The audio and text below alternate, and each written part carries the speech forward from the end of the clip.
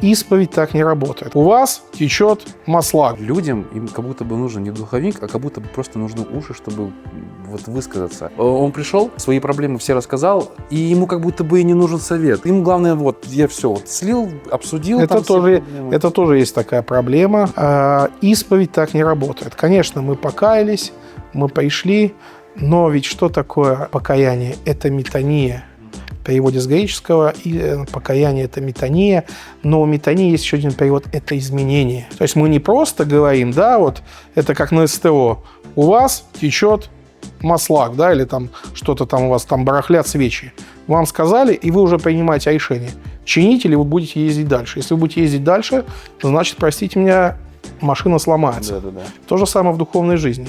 Можно просто послушать и ничего не сделать. Духовник, он не просто послушает, он вам скажет, даст инструкцию, как починить то, что у вас сломалось, как исправить ту ситуацию, в которую вы попали.